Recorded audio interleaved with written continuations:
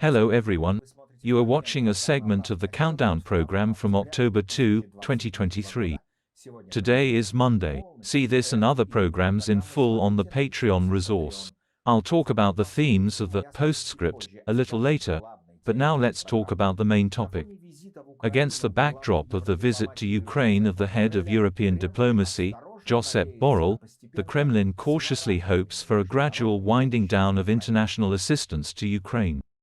The first visiting meeting of the Ministers of Foreign Affairs of the European Union countries is taking place today in the capital of Ukraine. According to the head of European diplomacy, Josep Borrell, the purpose of this meeting is to demonstrate EU solidarity and support for the Ukrainian people. A war with Russia, in his opinion, poses an existential threat, and the European Union must act on this basis. The day before, at his press conference in Kiev, Borrell recalled that the volume of military assistance that the EU provided to Ukraine had already reached €25 billion, and the total amount of assistance including humanitarian and financial amounted to €85 billion. The head of the European Diplomatic Department visited Odessa and Kyiv and met with the new Minister of Defense of Ukraine Rustem Umerov.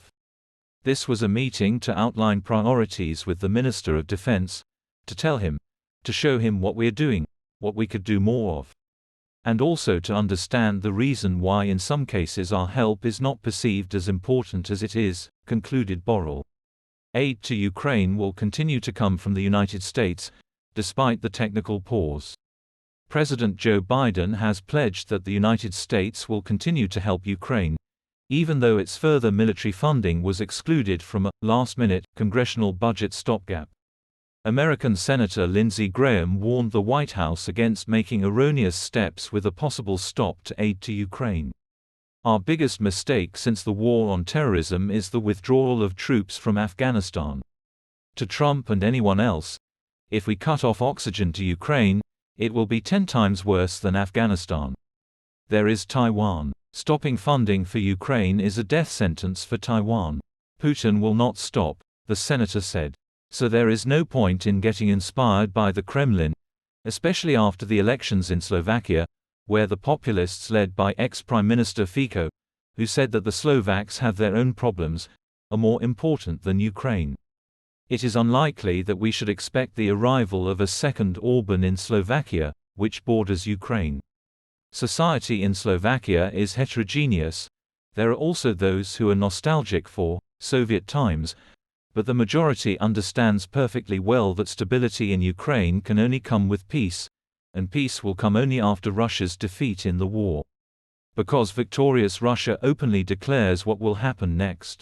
And the fact that older people and the conservative provinces gave their votes to the populists, all this can hit Slovakia itself, from where young people will flock to other countries, with the words, "Live here yourself with your conservatism." And there is a presidential veto over any dubious whim of the populists. Therefore, the democratic fuse will work. In addition, it will not be easy for Fico to form a coalition government. Time will tell how the situation will unfold. But the Kremlin had better not count on a second Orban. Meanwhile, elections will be held in Poland on October 15. Here the Civic Platform movement, led by its leader, populist Donald Tusk, is gaining strength. Big changes are coming. This is a sign of the rebirth of Poland, Tusk said on Sunday, addressing tens of thousands of demonstrators gathered in Warsaw's Central Square. Watch this and other stories in full on Patreon. Become our patrons right now and look further in this program. At the military airfield in the city of Engels in the Saratov region, where Tu-95 strategic bombers are located, painted planes appeared. Savvy Russians turn on the mode of military cunning. In the Kursk region, from May to early August, the Russians dug new lines of trenches, and in the Bryansk region, from early June to mid-August, they erected anti-tank barriers.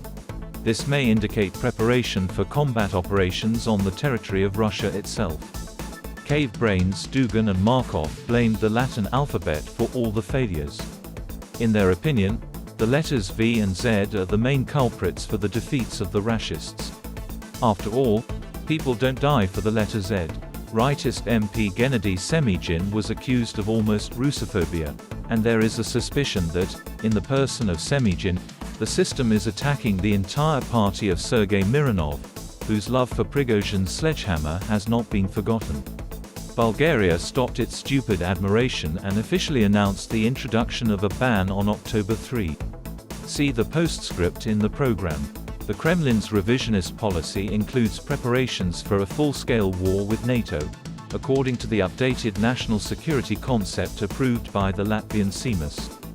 However, the nuclear tantrums of Revanchists have no effect on anyone, and German Foreign Minister Annalena Baerbock says that the future of Ukraine is in the EU, in our community of freedom, and it will soon expand from Lisbon to Lugansk.